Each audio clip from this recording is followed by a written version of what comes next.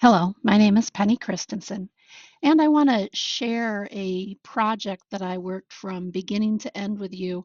It was a real learning experience for me.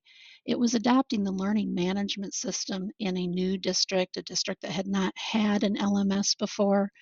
And I want to give you a little background about me. From 10 to 12, I was working in Agilix's Brain Honey LMS for Hall County Schools. We were trying to put an overlay on it. It was a little cumbersome. We didn't quite have all the access we needed to tools, and ultimately we had to go and create an RFP for a new LMS. At that time, I was able to observe my supervisor go through some of the RFP process. I was intrigued, I was observing. I wasn't sure when I'd get a chance to do it, but I knew I wanted to try it. We went through that RFP process really just as a committee stakeholder participant was my role from 12 forward. I was an admin. I worked on the integration between Infinite Campus and Canvas. So between the SIS, the Student Information System, and the LMS, the Learning Management System.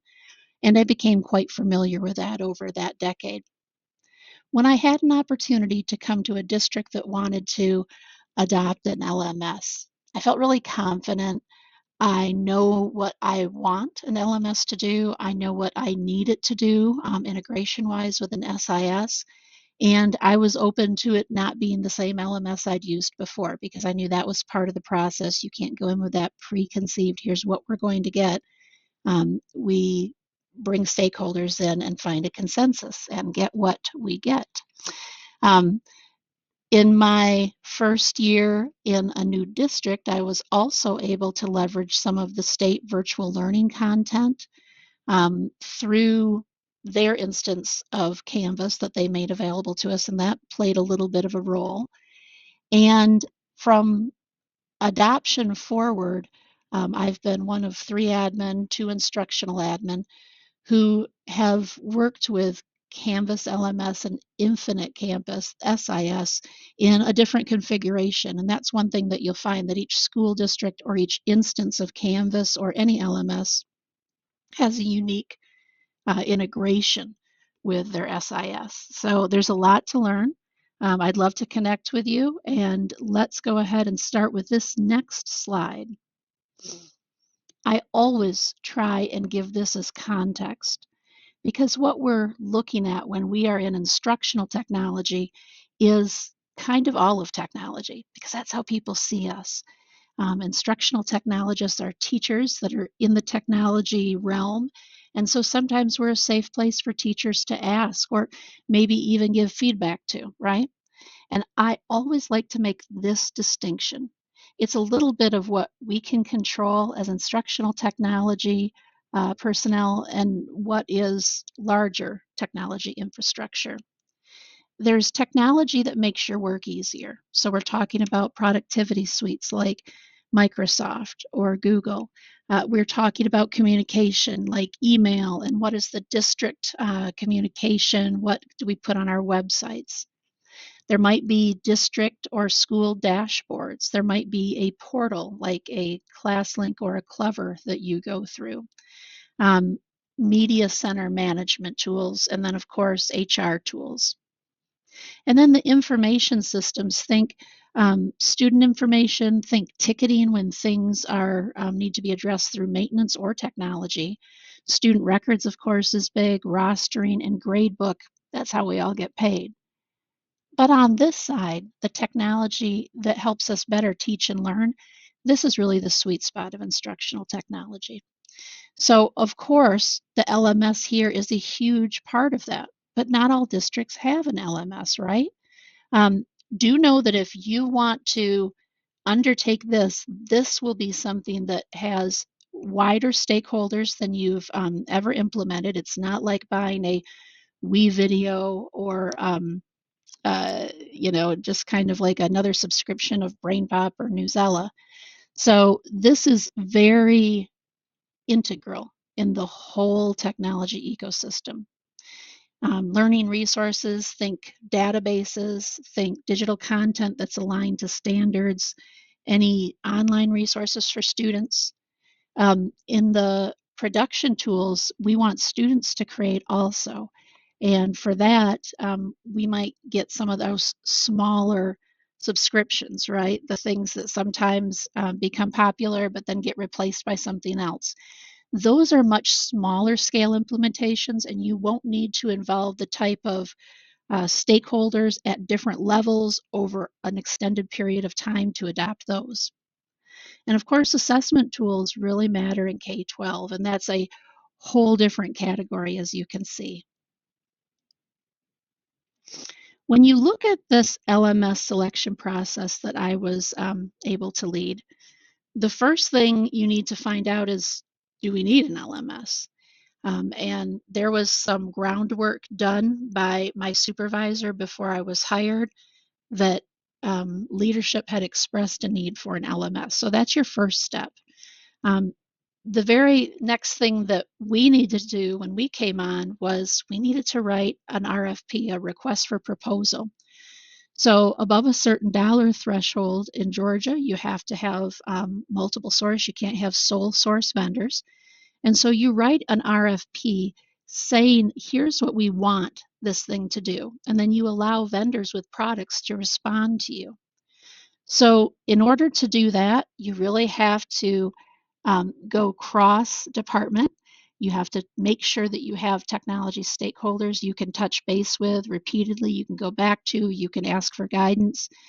You need to have leadership, so they might not be technical. So you have to be that go-between of, here's the purpose this technology serves, instead of telling them a bunch of acronyms that they probably don't know.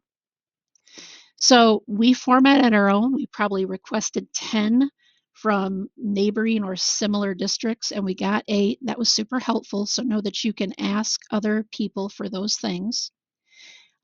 We were able to post this mid-year or October, I think, actually.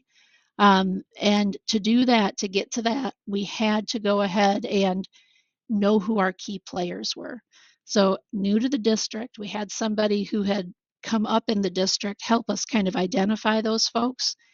And as soon as the call for RFPs closed, we had some informal internal RFP reading. And I think I gave out 12 copies, and that included my technology leaders, stakeholders, boots on the ground, leadership who wouldn't have technology background, but they were reading it for what does it do for the classroom teacher. And this was really my preceding of who were my influencers going to be for the district leadership. While this is going on, you need to make sure that you are not just making this a secret society of people that you pick. So we are at the same time making sure that leadership is aware at the district level. So we go to those meetings. We go to building leadership meetings. We look for opportunities to talk to instructional or technology coaches, media specialists, and we make sure they all know all these things before we start talking to teachers at large, so that we kind of are introducing things from folks that they're familiar with and they might trust from other initiatives. And then we come in and we answer the hard technical questions or logistical questions. And that way people are receptive to the change. And now that we've done that, now that we've seeded our audience, now that we've had some of the leaders read those RFPs, it's now time for us to kind of formalize that stakeholder selection process. And so what we did was we made 2 levels of stakeholders. We identified who the district leadership committee had to be, and somewhat you can predict who that would be. And then we asked principals to send a representative. So we had 20 schools, 10 of them were elementary. And in hindsight, because elementary was a slower implementation, I think maybe having half elementary wasn't a good idea. We should have maybe done that by cluster. I think it worked out fine, but if I had advice to give again, I would say be proportional in your teacher representation, to what your rollout is going to be, not your final implementation. For us, that would have been 612. Um, and we looked at, we know who the leadership is. That's somewhat dictated, right, by your structure in your district. Um, but then we grabbed some teacher advisors, is what we call them, the teacher advisory committee. Uh, We had the teacher advisory committee meet twice on November 29th. So after the internal reading of the RFP was done and we knew all our layers of leadership had knowledge of this. So we met with them first. And on the 29th of November, we read through the RFP, we talked about it, we answered all the questions. It was a day long PL where we brought them in. And then we would see them again on January 6th, which was a teacher workday, and ask them to score. So they would do their preliminary scoring, knowing that they were invited back to the vendor presentation January 17th, and they would have the ability to change any scoring they wanted to.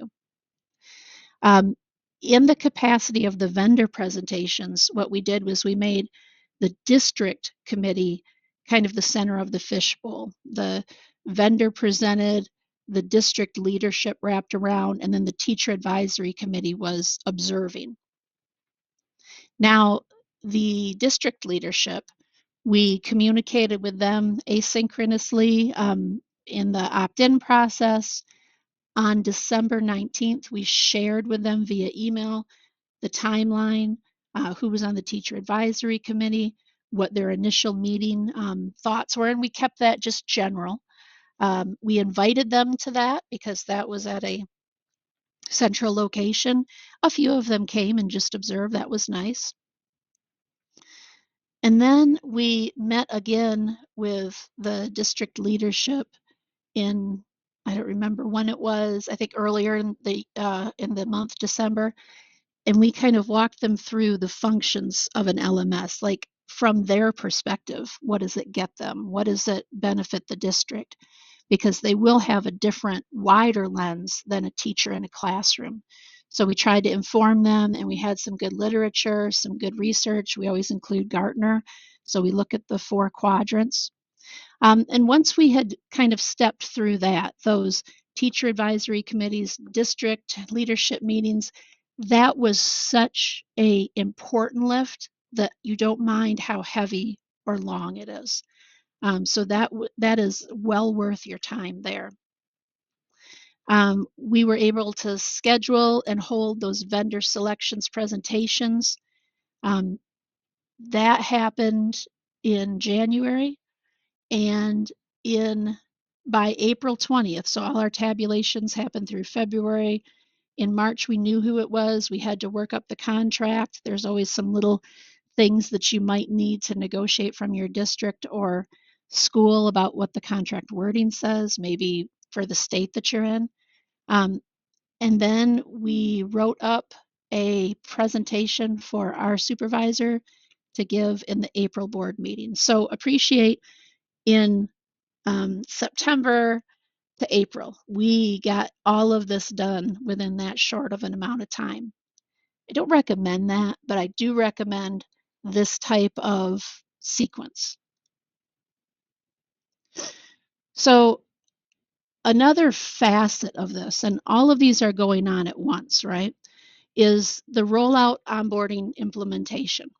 So when we started planning, we wanted to say, who is the most narrow group that we can target? And this is where um, I alternated from what I had done in a previous district, making middle school my focus because they were fewer and had better planning options. Here, I went with high school for 2 reasons. They were block scheduled, so they had better planning options. I could iterate quickly, so we could have a course first semester and then they could teach the same course potentially next semester. And also the fact that um, their content is pretty strong from Georgia Virtual Learning. And so we were vetting when I came in some of that virtual content. So I felt confident about a few things that we already had knowledge about. So our focus was 9-12, we included 6-8, and elementary was in waiting. So I went ahead and created a 2-year roadmap with my team.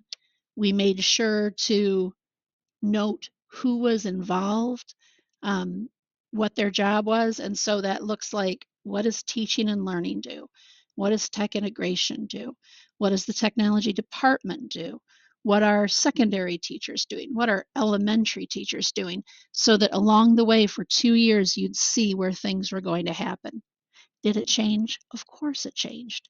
But also, I would suggest that you keep records of that and just have those unpublished and your most recent version published, because that also shows how you were responsive to the leadership. And they don't want to feel like you, as a technology person, are making this happen to them, right? So you want to show how you're also flexing with the inevitable things that come up in a school district. I did mention how we were already piloting some of that Georgia virtual learning content. Those essentially were my earliest adopters. So people who could speak to content, in high school, that's the pinnacle, right? They care about the content. I didn't learn as much from that implementation because it was an instance that the Georgia virtual learning had of Canvas. But it turns out that was really good for my high school teachers who were in there because they did learn from that. Um, Also, those early adopters were ones that we made sure to include, that we tried to get quotes from. Flip has transitioned to the past, but at that time I made a flipboard of them talking about the things they liked about it. So allow them to kind of be your thought leaders on that and show people what it can give them. Next, I just concentrated on local buildings with my team. So we tried to get early adopters spread out in content, but also, if we could, by building. Our goal in looking at that local capacity beyond early adopters is, how can we get someone in each hall? So we were strategic. Some of the people we wanted weren't ready, and we thought it was better to pass them up and get the next person who was ready, even if they weren't as technical, because we know those technical people are easy converts in the end. And here's something that I've learned over my time in instructional technology. I need to know about the integration between the SIS and LMS. I need to know the features of the LMS and what that does compared to another platform's similar feature. But teachers don't, leaders don't. So instead of selling features, your job is to sell the benefits over the features, right? So tell me why I care about, in this instance, speed grader. Tell me why I care about an annotation assignment. Don't tell me what it does or all the things I can do, but tell me the why. This applies to your teachers, to your building admin. So for them, one of the whys is they can kind of look into that online classroom, that portion of the classroom that's online, right? And we tried to show them the things they can look at. And then district leaders, that sell is pretty easy. We're making content that we can build on. We're making our floor higher and higher so that when a new teacher either comes to my school, my grade level, my content area, or teaching, I can hand them something that helps the students in that class have some assurity of the quality they're going to have. So that was probably the most important part on this timeline, is that when you're talking to any of these stakeholders during this, you're selling the why. And then, of course, I mentioned the admin. We have to help the leaders inspect what they expect. Every teacher cares greatly about what their personal boss, the person doing their evaluation, says. So just because you work at a district, that doesn't mean that they're going to care about what you say more than their boss. You don't write their evals. So help those leaders get clarity on what they expect and how they can inspect it to tell people, good job, or I need you to do this differently. This is the part of the LMS, acquisition that we're most comfortable with. But this isn't everything. Here's a part that I had never dealt with before, the post-adoption Freedom of Information Act obligation. So just documenting what our process was, and after we adopted something, any responses that came in, I had to handle those. So, because I had observed my supervisor in a previous job doing this, I knew that the RFP documentation was on me to maintain. So, any documents I passed out, if people wrote on them, I collected them up and they stayed with me. When we did the evaluations, when we scored each of um, the presentations, the submissions, anything that had notes, so post-it notes, your rubrics, or just extra sheets of paper, I had to collect those. I have a big, thick um, binder full of papers, and when asked for X number of years, and I forget, but you'll have different numbers possibly in your procurement process, I have to produce these. So that means the first time someone requested it, and it could be someone who didn't respond to the RFP, it could be someone who did respond to the RFP. There's an email address, and I had to intake that, and within X number of hours, I had to respond. The first thing I had to figure out before I could respond was how much were we going to charge them. So in this instance, in our work group, we took the person with the highest pay. We figured out what their hourly rate was. And then I literally had to tear apart all the papers and scan them in um, I ended up making one big document. And I had to say, so for this many hours, here's what it cost per hour. Please pay this to my school district. So the first time I did it, it was time intensive. But then the second time, it was actually one of the vendors who submitted to it and wanted to see probably how we received it. Um, I just said it's this much, and I was able to just email it to him. So it was a lot quicker turnaround. But that first time is a little bit challenging. Um, so I didn't remember what my time was, so I just spent my time as I'm going to respond in 24 hours because I didn't want to be the one who made that mistake. And so that's ongoing for X number of years. I almost think it's 5, but um, I'm not getting any of those requests right now. So I'm thinking that it might be time, we're a couple years into this, that I can give that to my procurement person and she can keep it and take charge of that. Overall, it won't surprise any instructional technologist to know that support, training, professional development, that's taken the vast amount of my time. But it should surprise you that stakeholder management is much more important than budget restraints or technical specs. You have to find the right people at the inception of this idea. It can't be technology led, it's a learning management system. Make sure that you're leading with your benefits instead of your tool features. And you have to have the possibility that the one that wins won't be the one that you picked, and that's okay. Eventually, these relationships, though, and that stakeholder management will pay off with some of those same benefits that you would have experienced had it been your product that won. When I advise people, what kind of opportunities do I need? What leadership functions do I need to be able to say I've tried? I think, what are your strengths first? If you're a strong writer, finding out what's in RFP, contributing to that, that could definitely help. That was a skill I did not have and I developed. Serving on the selection committee, I've done that before, and this was a neat perspective seeing how it came together. So find out, ask your principal, ask your supervisor, are there any of these things that I can serve on to kind of start to build this capacity? If we have new products, if there are new products in your district, offer to test them and try and be methodical about what your responses are. You'll quickly become someone to go to when new things come up. Offer to be an early adopter. Sometimes things crash and burn, and then we don't buy them again.